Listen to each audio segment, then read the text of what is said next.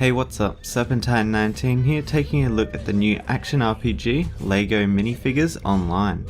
Based on the original LEGO universe, Minifigures Online puts you in control of 3 interchangeable minifigs, each with their own unique abilities. The main gameplay mechanics in Minifigs Online is what you'd expect from any modern day action RPG.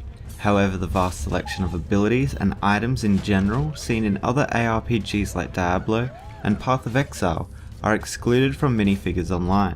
Most of the complexity is removed to create a kid-friendly game and what can be thought of as an introduction to the genre. Saying that, the game can be difficult in some areas, especially once you enter the volcano island. You can quickly switch between 3 minifigures from your quick bar and attempt to chain a couple of skills together, which can work out quite effectively, and can also prevent your minifigs from getting smashed and going onto a respawn timer. Once all your available minifigs are smashed and on cooldown, you'll either have to wait it out or pay with the rare in-game currency to rebuild just one of them. The combat ranges from close quarters swordsmen to long-range spellcasters. However, there is some latency when you want to strike as a melee minifigure, as the game sometimes struggles to pathfind you to the target. Object clickable hitboxes can sometimes require you to click on the exact part of the object to attack it, and is most noticeable when there is an environment model just in front of them.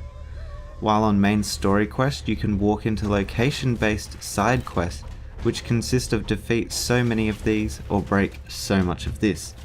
Dungeons are also scattered around the world, however there is quite a hefty price tag to be able to take part in them, in the form of a membership to the game. There is a building mechanic in the game, however it is fairly basic, as all you have to do is click and hold on an item before it will start to automatically build itself. The game is online multiplayer, so you will run into other players in the world, but interactions are limited to basically grouping up together. There is a leveling up system that provides players access to new passive abilities for each of their minifigures, and each minifigure levels separately.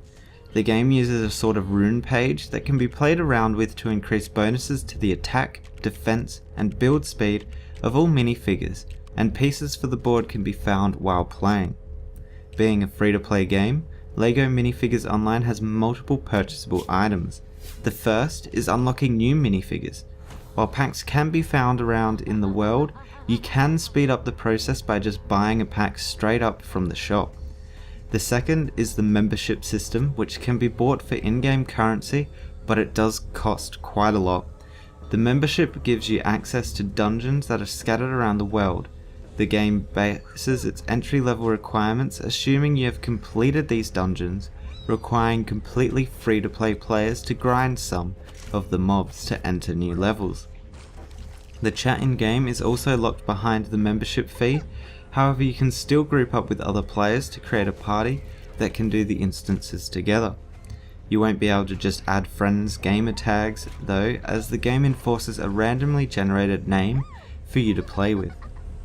The graphical style is what we've come to expect from LEGO, with highly animated characters for such solid toys.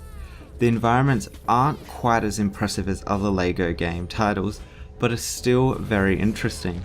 The minifigures themselves have a range of different appearances.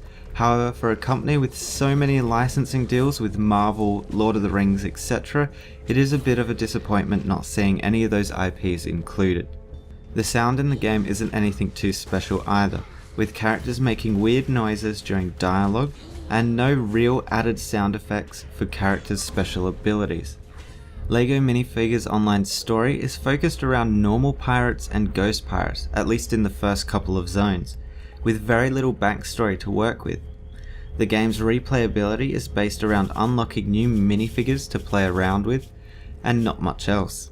Obviously still being under development, I don't know what the endgame is, or if it even has an endgame, but there is no reason to go back and play the same areas over again, so I assume there will be a lengthy story mode.